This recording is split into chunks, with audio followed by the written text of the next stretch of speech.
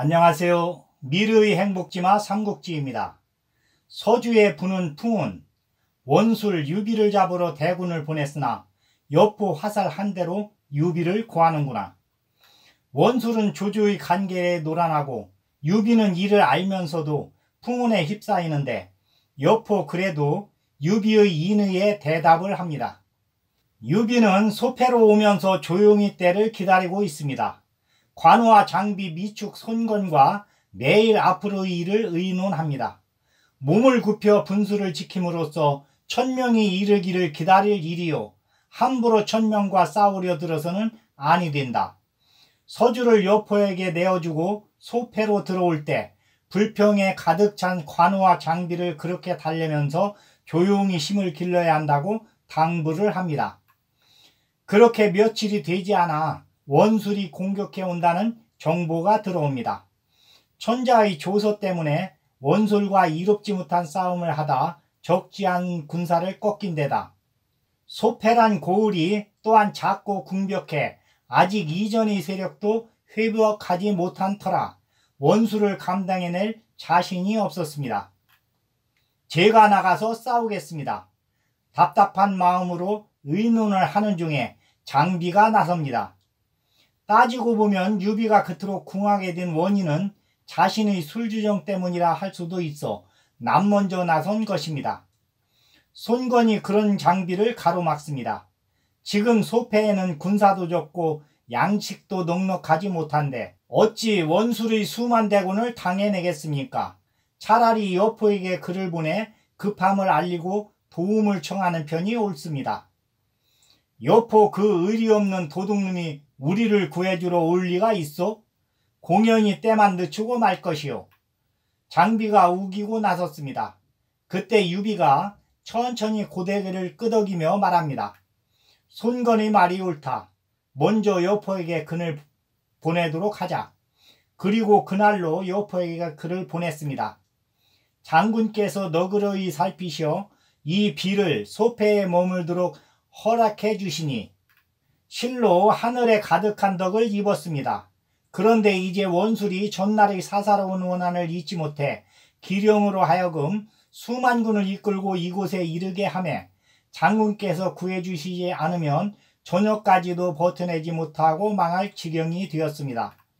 바라건대 약간의 군사를 내시어 금세 뒤집히게 된 이 소패의 위급을 구해주신다면 이 비에게는 그보다 더 큰 다행이 없겠습니다. 여포가 유비의 서신을 받고 모사 진궁을 불러 의논을 합니다. 전에 원술이 곡식 5만성을 보내면서 유비를 구해주지 말라는 글을 내게 보냈소. 그런데 이제 현덕이 글을 보내 구해주기를 청하오니 어떻게 해야 할지 얼른 마음이 정해지지 않는구려.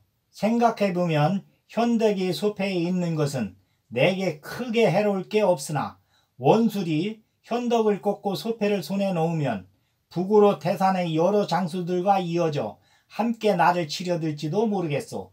그렇게 되면 여러 장수들과 편안히 지낼 수 없을 것이니 차라리 현덕을 구해주는 편이 나을 것 같소.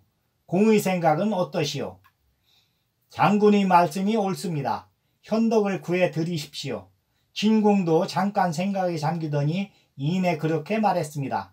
진궁이 찬성하자 여포는 그대로 생각을 굳히고 그날로 군서를 중거해 소패로 떠납니다. 한편 기령의 군사는 기세 좋게 소패로 밀려와 현의 동남쪽에 진체를 세웠습니다. 낮에는 기치가 하늘을 덮는 듯 했고 밤에는 횃불과 북소리가 땅을 울리는 듯 합니다. 현덕이 거느린 군사는 겨우 5천 남짓 했으나 나가서 맞서지 않을 수 없었습니다. 기령이 진세를 벌린 맞은편에 그 또한 영체를 세우고 싸울 태세를 갖춥니다.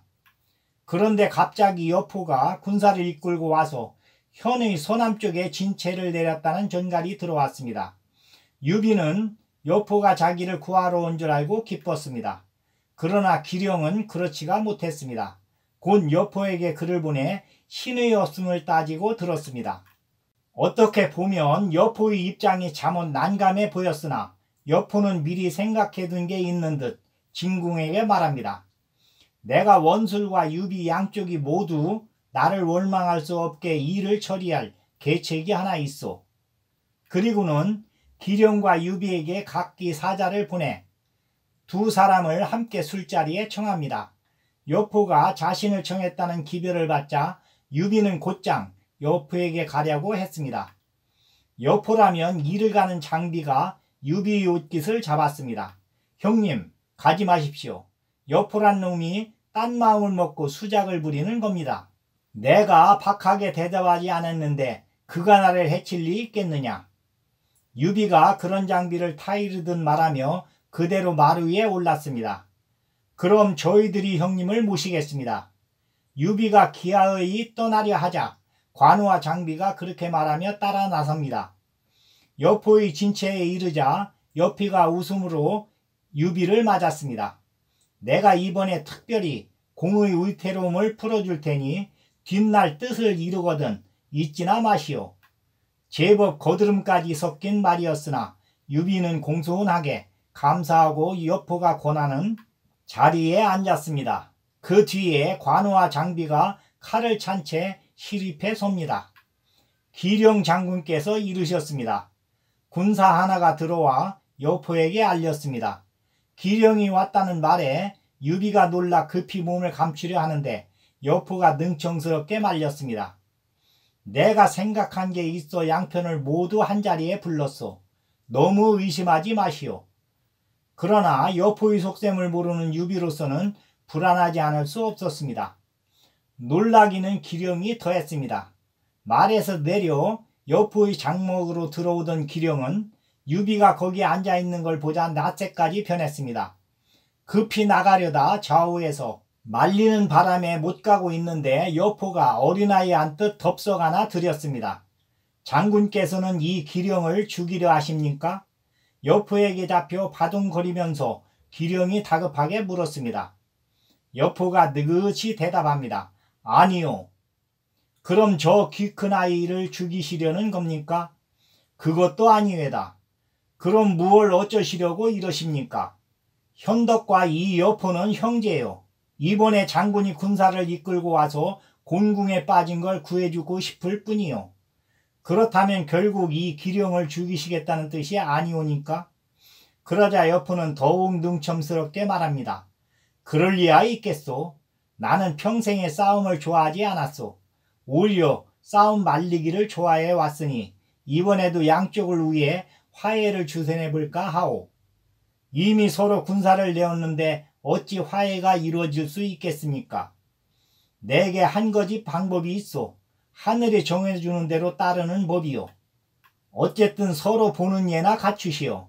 여포가 제법 우연까지 갖추며 그렇게 말하자 기령도 마지못해 유비와 앓는 체를 합니다. 여포는 두 사람을 좌우에 앉게 하고 술자리를 벌리게 했습니다. 두 사람은 별 수 없이 여포가 따라주는 술을 묵묵히 기울입니다. 술잔이 몇 차례 오간 뒤에 여포가 불쑥 말합니다.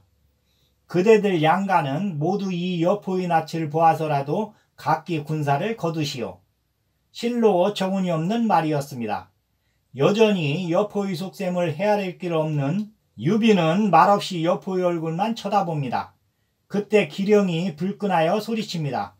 나는 주공의 명을 받들어 10만 대군을 이끌고 유비를 잡으러 여기까지 왔소이다. 그런데 어찌 아무런 소득도 없이 군사를 물리라는 말씀이요. 그 말에 장비가 몹시 성을 내며 허리에 차고 있던 칼을 뽑아들고 꾸짖습니다. 우리 군사가 비록 많지 못하나 너희 무리쯤은 아이들 장난으로 밖에는 여기지 않는다. 내놈 생각에는 너희가 100만 황건적에 비해 어떠하냐. 우리 형님께서는 그 황건의 무리도 쥐답듯이 하였다. 내놈이 감히 우리 형님을 상하게 할 수 있다고 믿느냐. 그 흉흉한 기세가 금방이라도 기령을 찌를 듯 합니다. 생각 깊은 관우가 그런 장비를 말립니다. 여장군께서 우리를 한자리에 부르셨을 때는 달리 뜻이 있으셨을 것이네. 우선 그 뜻부터 듣고 보세. 싸우는 일은 나중에 각기 자기 진체에 돌아간 뒤에라도 늦지 않네. 여포가 관우의 말을 이어 얼러대듯 소리쳤습니다. 내가 그대들 양쪽을 부른 것은 서로 화해하라는 뜻이지 서로 치고받으라는 뜻은 아니요. 멈추시오. 하지만 한쪽에서는 욕을 먹은 기령이 몹시 성이나 시큰댔고 한쪽에서는 장비가 고리눈을 부릅뜨고 노려보고 있었습니다. 여포 따위의 말은 귀에 들어오지도 않는다는 듯했습니다. 드디어 여포도 크게 성을 냈습니다. 가서 내 화극을 가져오너라. 몸을 일으키면서 그렇게 소리칩니다. 그리고 방천 화극을 가져오자 그걸 힘있게 잡았습니다. 여포의 무예를 잘하는 기령은 여포가 무슨 짓을 할지 몰라 안색까지 변했습니다. 그 바람에 장비까지도 주춤합니다. 여포가 불같이 이는 듯한 눈으로 양쪽을 돌아보며 한 말은 뜻밖이었습니다. 내가 그대들 양편에 화해를 권한 것은 하늘의 뜻에 따르게 하려는 것이요. 여포는 그렇게 말하고는 수하병사를 시켜 화극을 진문 밖에 내다 세우게 했습니다. 그리고는 명을 받은 병사가 시키는 대로 하자 유비와 기령을 번갈아 보며 엄숙하게 말합니다. 진문은 여기서 150보 떨어져 있어. 내가 만약 화살 한 대로 저 화극의 잔가지를 쏘아 마친다면 그대들 양가는 각기 군사를 파하시오. 마치지 못한다면 각기 돌아가 싸움을 하여도 좋소이다. 만약에 내 말을 따르지 않는 쪽이 있다면 내가 그를 칠 것이요. 그 말에 기령은 속으로 가만히 생각합니다. 150보나 떨어져 있는 화극의 잔가지를 어떻게 맞출 수 있겠는가. 그대로 여포의 말을 따르는 채 하다가 못 맞히면 그때 유비를 치면 되리라. 그리고는 한마디로 허락을 하니 유비도 아니 따를 수 없었습니다. 그러나 기령과 같은 생각에 애가 탔습니다. 술을 쳐라. 양쪽이 모두 응낙하자 여포는 좌우에 명을 내려 다시 모두에게 술 한 잔씩을 따르게 했습니다. 그리고 자기가 먼저 잔을 쳐들어 양쪽에 권합니다. 자 드시오. 이건 서약의 술 이외다. 유비도 할 수 없이 잔을 비웠지만 단지 쓴지도 모를 지경이었습니다. 내 활과 화살을 가져오너라. 잔을 비운 여포가 병사에게 명했습니다. 부디 맞아 주기를.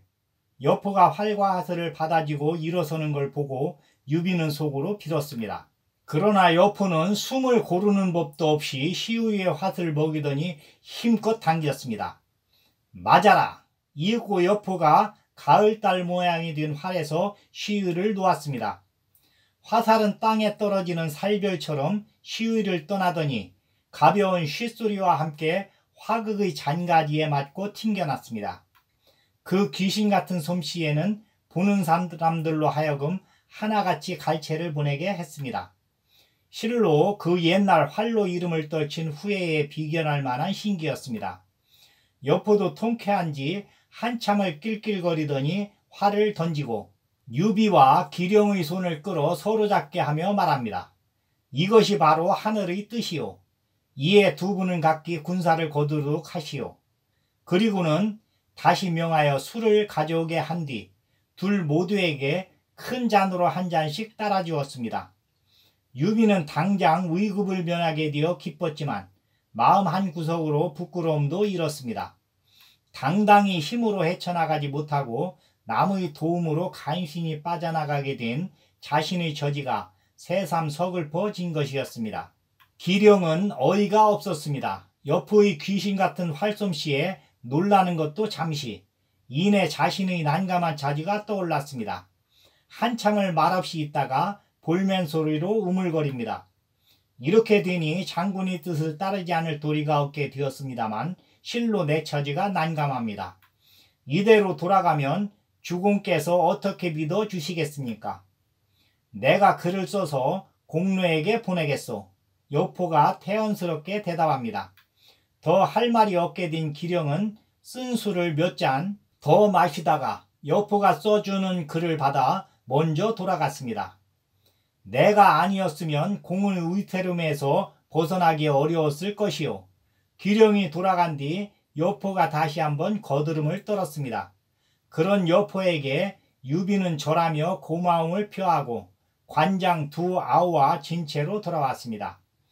기령이 얻은 것 없이 수천으로 돌아가 일의 앞뒤를 고하자 원술은 크게 노하면서도 여포와 유비가 가까우면 치기 어렵겠다 의견합니다. 오늘은 여기까지. 여포가 화살한 대로 유비를 구했으나 조조의 반관계에 두 호랑이를 떼어놓아라는 계속됩니다. 유비를 움직이려 했으나 실패를 하자 다시 원수를 움직이게 하였으나 또 실패를 했습니다. 이제는 간자를 서주로 보내 여포를 움직이기로 합니다.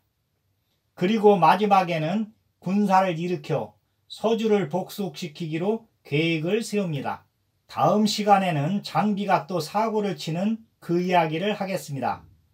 여기까지 시청해 주셔서 고맙습니다.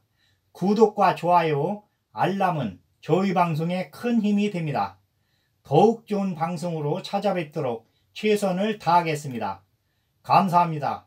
좋은 날 되세요.